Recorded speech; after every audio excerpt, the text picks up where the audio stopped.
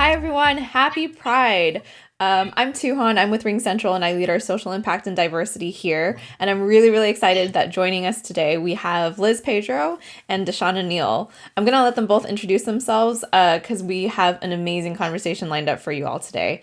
Liz, can you start off? Tell us who you are, how you got here, and then we're gonna swap over to Dashanna for an intro. Hi, I'm Liz Pedro. I'm the head of customer advocacy at Ring Central. Just a little bit about me. Spent the early part of my life growing up in Asia, in China, Taiwan, and Hong Kong, and married a Native American. We have three beautiful children, and I've had pretty awesome life. I work at Ring Central now, which I love, and I have a transgender son, which I'm on the meeting today to talk about. And I'm so excited to share with you some insights, experiences, and some recommendations to talk about. Awesome. And Deshauna, can you tell us what brings you to our conversation today? Well, my name is Deshaun Neal. I'm a born and raised Wilmington, Delaware resident. Um, I am here today first to talk about my four beautiful children, two of which are transgender girls, and my public advocacy that led me to start my own nonprofit here in Delaware called Intersections of Pride Foundation. So cool. What an honor to be joined by both of you. I can't wait to kind of dive into these stories deeper. So, can we actually start off by just telling us your story? You mentioned you gave us a little bit of a sneak peek already, but Liz, we'll start with you. So our story started about 10 years ago when we moved to from Utah to California, and our youngest child, Sarah, was really unhappy. Started cutting herself, started like not wanting to go to school, just really, really depressed. Her first suicide attempt was at 12 and ended up in a psych hospital in downtown San Francisco for 3 days. And we were pretty confused. We didn't know what was going on. I don't think Sarah knew either. And about 18 months later, there was a second attempt, ended up in a psych hospital again, this time for 7 days, and was required in California by the doctors there to do a 10-week dialectical behavior therapy program. So it was at that point that we realized, wow, like, what do we need to do to help Sarah? So we thought, well, maybe a change of scenery, a change of environment would be helpful. So we moved to Arizona. And we were so lucky. Sarah is Native American, and so we were able to get plugged into a reservation hospital and mental health network, and Scotty found a great therapist. Due to depression and anxiety, Sarah had done online school from 6th grade to 11th grade, and when Scotty was 17, Sarah, sorry, I'll go back and forth on that and I'll explain a little bit later why I'm going back and forth on the names. But Sarah thought, hey, I'll go finish high school in Utah, and went to live with a family member of mine. Well, Sarah came out as transgender and told my family member. At that point, my family member thought, you're transgender? Oh, we need to get you into a mental institution. Well, needless to say, that's not really the solution when somebody comes out as transgender. So we moved up within a week, and we had Sarah move in with us. And when Sarah turned 18, she went to the courthouse, had her name changed to Scotty Oliver Snow, and at that point asked us to start calling Sarah a he. So at that point, the story changed, and we now have Scotty, who's a he. And what happened was why we were so supportive at that point is we prayed about it. The answer was support him. There was no question, doubt in our mind, and we are 100% supportive, and we have been from that day forward. And that's our story. Beautiful story, really powerful, Liz. We have a lot of questions for you. We're gonna pause there and shift over to Deshauna, but hold your thought, and I want to hold that energy. We've got a lot to unpack here. Deshauna, can you tell us your story as well? So, I actually have two transgender daughters out of my four children. My oldest, her name is Trinity. She transitioned when she was 4 years old in early 2000s. there were no documentation, research, or anything on transgender youth yet. So I went into this completely unsure of what to do and how to help her. The only thing that made me support her was that I didn't want to be a mom, but when the opportunity came and I held her in my arms, the first thing I said to her was, remember, I'll always have your back. And the time came up and I had her back. She is Delaware's first documented transgender youth. We found a therapist who had never worked with a transgender child before. So Trinity was her first. And by age 4, Trinity has socially transitioned, which means closed pronoun and name. She started thriving in her preschool to the point that she actually met all her goals on her IEP. She made friends, and she was you saw her blossom. Unfortunately, when it came time to kindergarten, the school denied her access unless she came as a boy. And so I quit my job to homeschool her and her younger brother, when I had 2 at the time. And I slipped into poverty to do so. Fast forward to now, I have 4 children, still in poverty. It's a hard hole to get out of. But my third born, Hyperion, started asking questions about body and gender and if, anyone could be a mom. And because I had already gone through this, I just let her guide me. And on Christmas Eve of 2019, she woke up, she should have been in bed. She came and said, I'm a girl. Is that okay? And I was like, absolutely.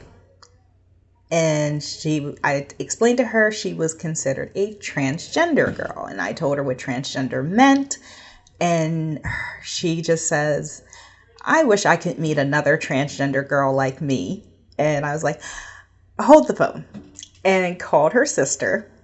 And Trinity came down and she's like, huh? And that's when she learned that the sister she's only known as her sister was actually her transgender sister. And she had not only a great big sister, a friend, but an ally. And those 2 are super close. She will be 11 this year. And we recently had her school pictures from Picture Day come in, and she was positively glowing. And she turned to me and said, it's hard work trying to be a boy. I'm so glad I don't have to lie anymore. And that's where we are. We're public figures. I get death threats a lot, but it doesn't deter me. I'm pretty resilient, and my kids are thriving, and that's what matters. Really, really, really powerful story. Oh my gosh, Deshauna, we have so much to unpack here and talk about.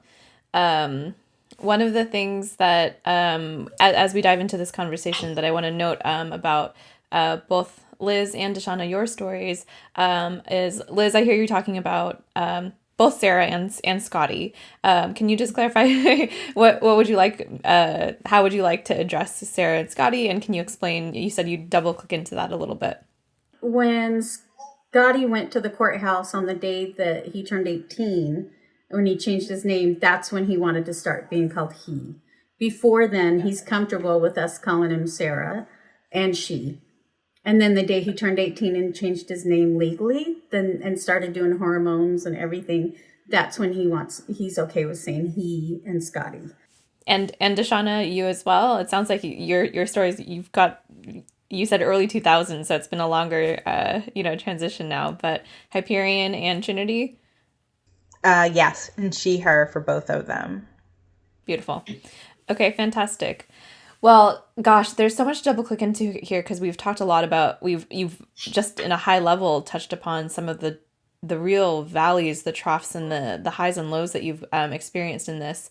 One of the things that I have to call out immediately is that is some of the lows that you highlighted. Liz, you talked about the community's first reaction of you need to go to a mental institute, and this is your child, and how that must have felt as a parent. And then Deshauna, you talked about this, I mean, going into poverty because you were denied a basic, or your children were denied a basic right, which is to get public education. Can we take a moment to unpack that a little bit in no particular order? Any reactions that you have?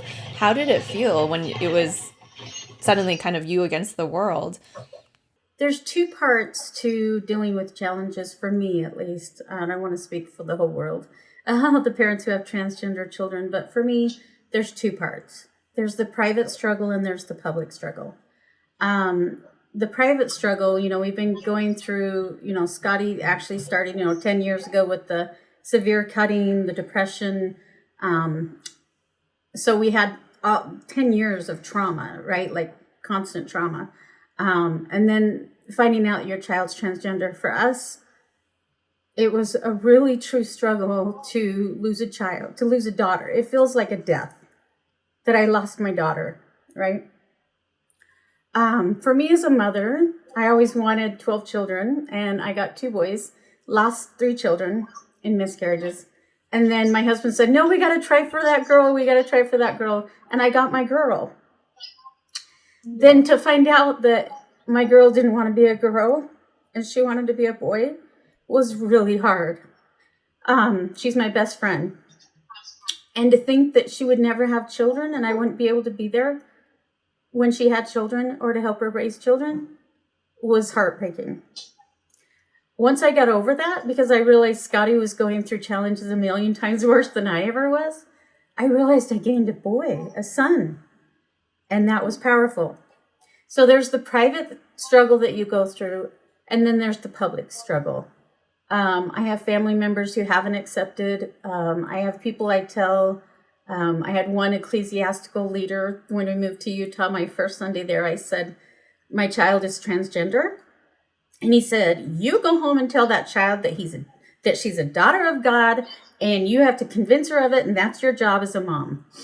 And I'm like, okay, I won't be going back to that one until I go back to Arizona. So there's the personal and a private challenge. And that's going to apply to everybody at different levels. But, and we'll talk about it later, but the outcomes that you get of your relationship with your child are so powerful that it overcomes any challenges that you have. The challenges, I think in our case, came from, being Black. And I was never actually very religious, but I was raised Pentecostal. And, as a queer person myself, I already knew the bullying and the lack of support, lack of safety that would come with not only being queer, but also being a Black person. And I had decided if I were to have kids, I would never be their first bully. And I wouldn't just be supportive, I'd be safe. Because even if you're supportive, that doesn't necessarily mean you're safe, which is a mantra I use for many of my workshops and with my nonprofit. There's a huge difference. And I, work really hard to point out those differences. But, my fears come with a lot. We went public, I'd say when Trinity was about 12, and it was completely accidental. No one, prepares you to go viral. And it is both amazing, but extremely scary because now you're just out there. In our case, people had learned that when it was time for my daughter to start puberty blockers, and we, being a low income family, I was on Medicaid. I had to actually fight Medicaid, and I did, for 8 months to get them to approve puberty blockers for my daughter, and then ultimately help them rewrite their policy to include trans youth in the state of Delaware. So I became a force to be reckoned with, and the person who made it so that all trans and non-binary youth in the state of Delaware who are low income and on Medicaid could get all coverage, mental and medical. And people found out about that.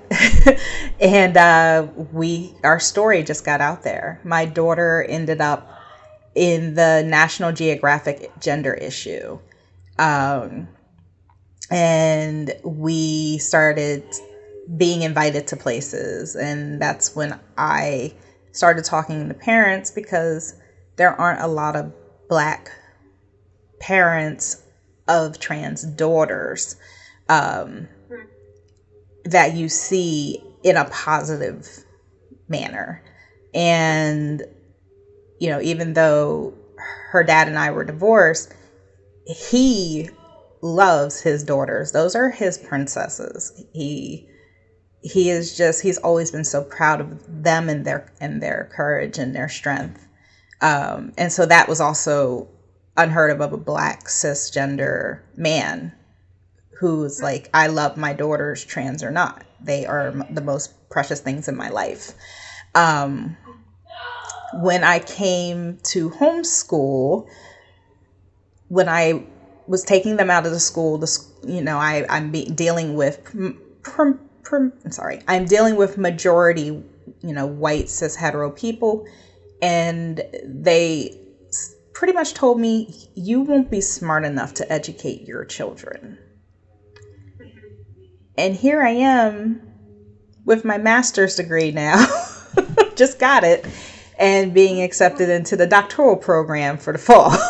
So on top of that, my daughter, Trinity, makes playable levels of her own video games. Some have been featured, and they always, the main character is a Black transgender girl. So she kicks butt. And I just, I didn't think what I was doing was that profound, which is why I had never talked about it. So when people found out about us and they were like, oh my goodness, you're amazing, I'm like, why? I love my child. I don't understand what the big deal is.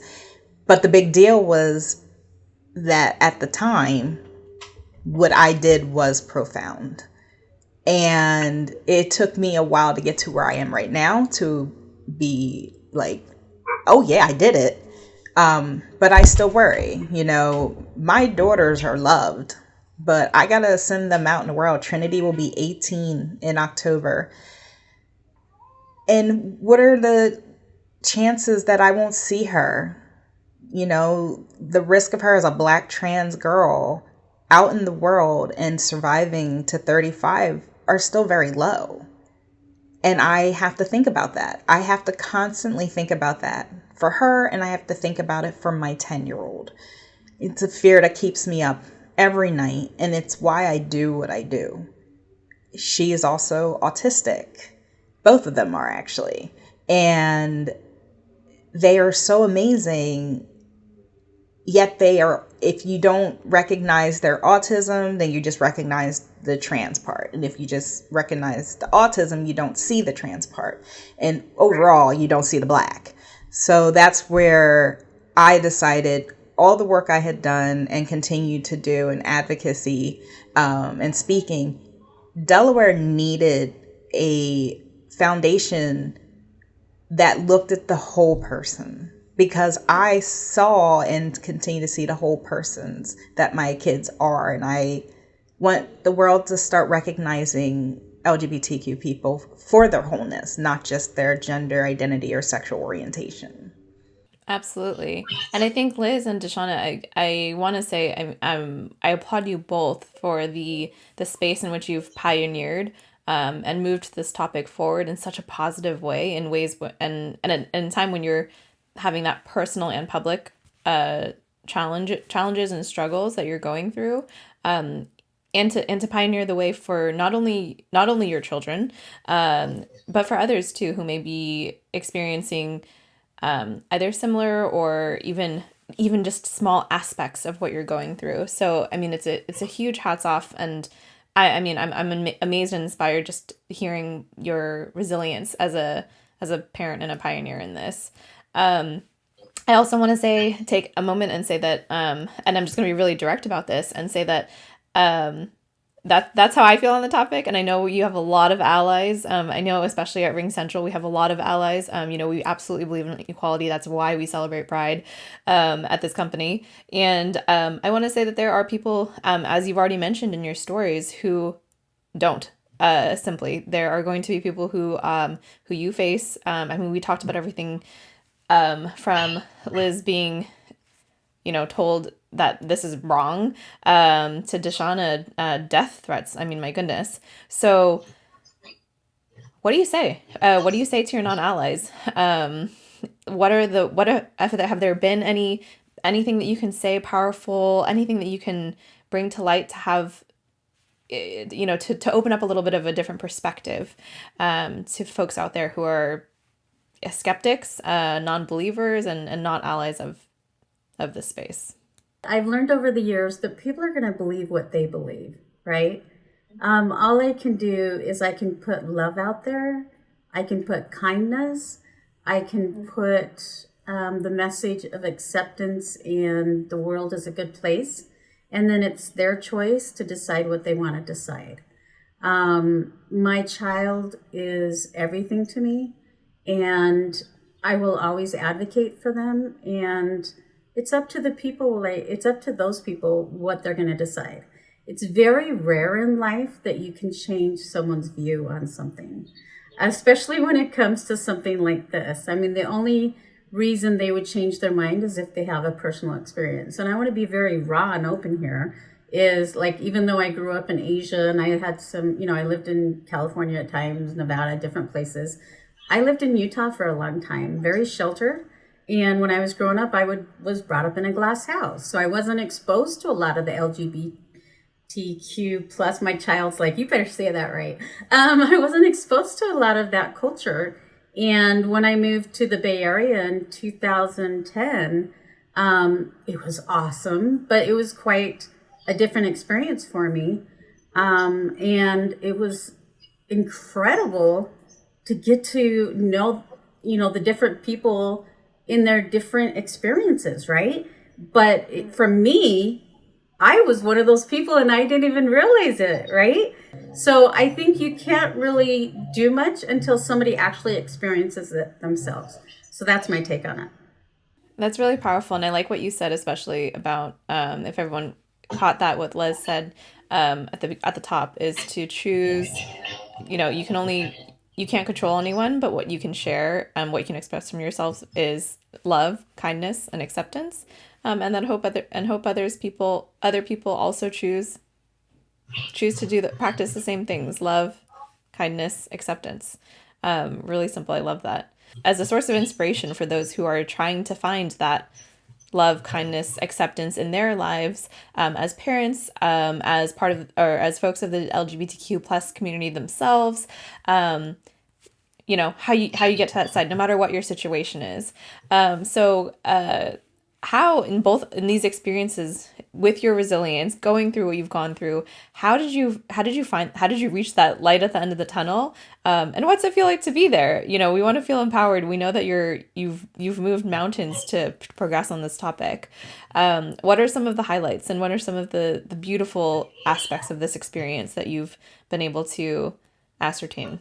So for me, it wasn't actually very hard. I've had my daughter longer than I ever had a son. But one of the biggest highlights is that I broke the cycle of generational trauma. My daughter, actually all my kids and I, but my daughter and I have one of the most amazing relationships. Oftentimes Black mother-daughter and mother-daughter in general relationships are depicted as filled with strife and angst and tension. And I'm not saying that, she and I don't get into it. We are both Scorpios.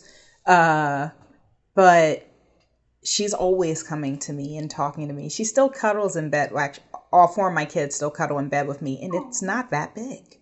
It's not that big. We have four cats, but you know when she's feeling some kind of way, I'm the first person she calls.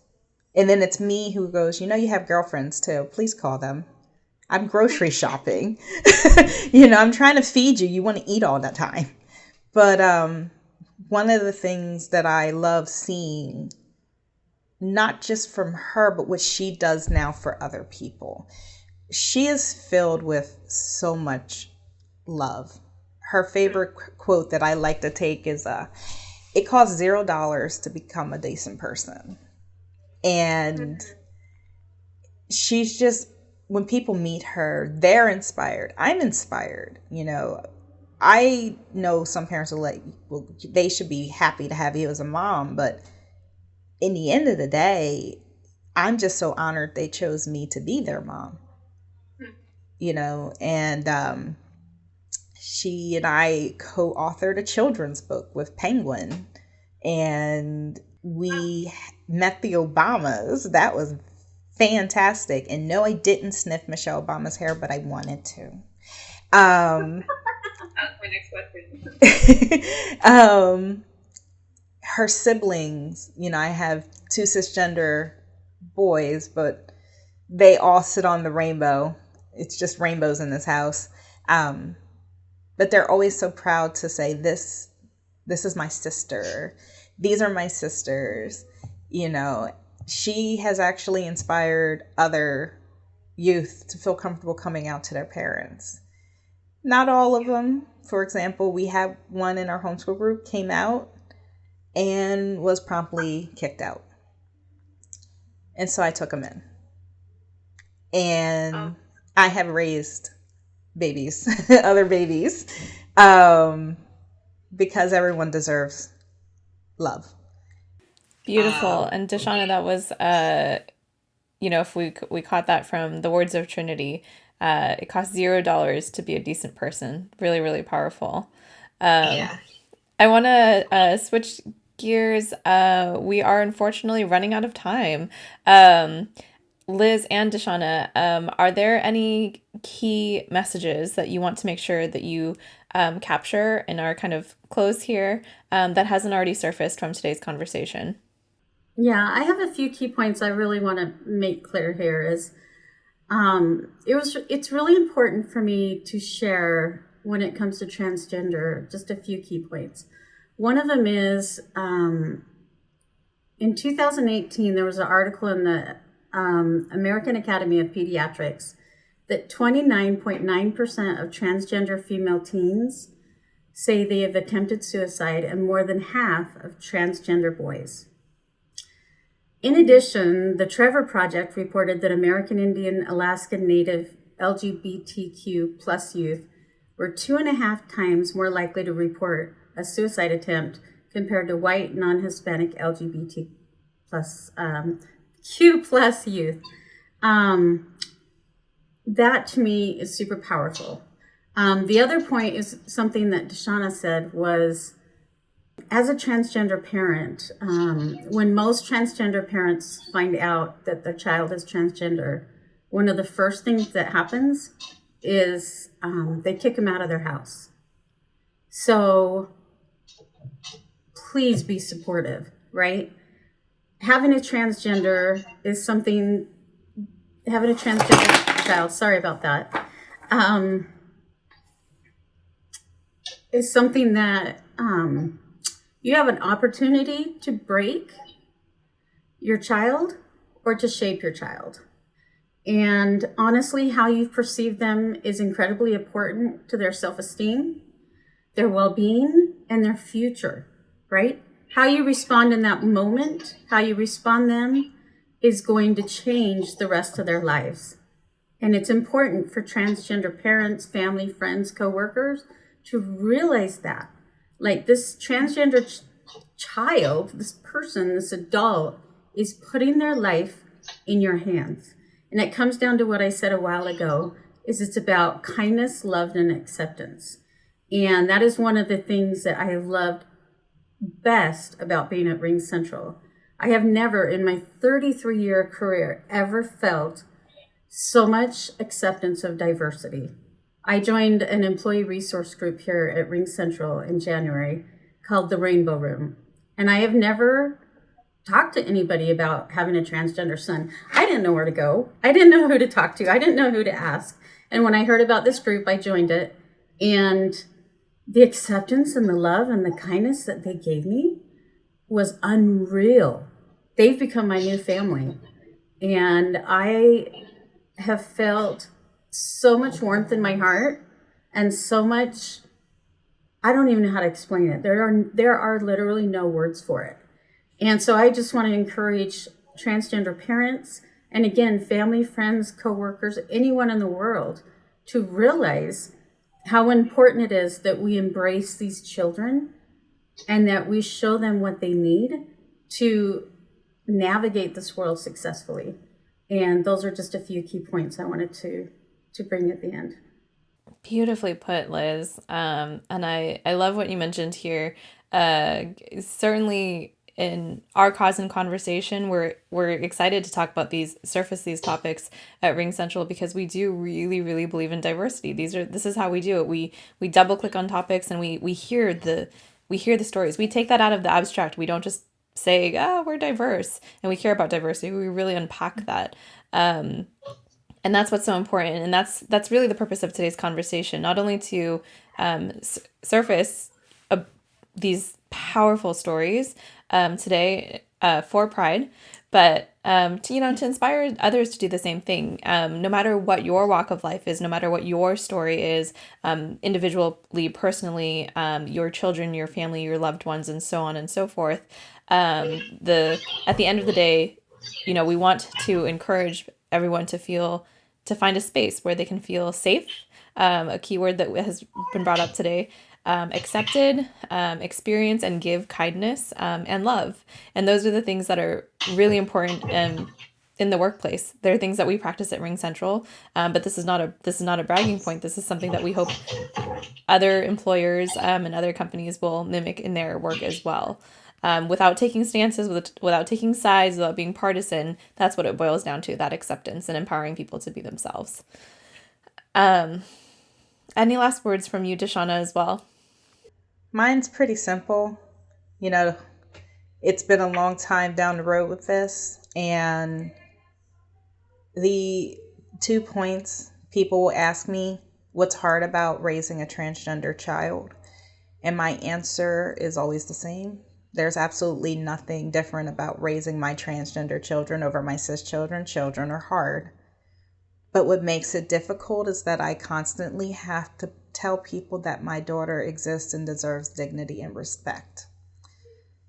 And the final point I really want to make to those out there in the world who are like, I don't know, or anything along those lines. Every time a trans person is killed, dies by suicide, or what have you, my daughters lose a mentor and a parent or a loved one or someone who knew them and loved them now has a broken, empty space in their heart. Absolutely. Really, really, really powerful. Thank you for sharing that, Dashanna.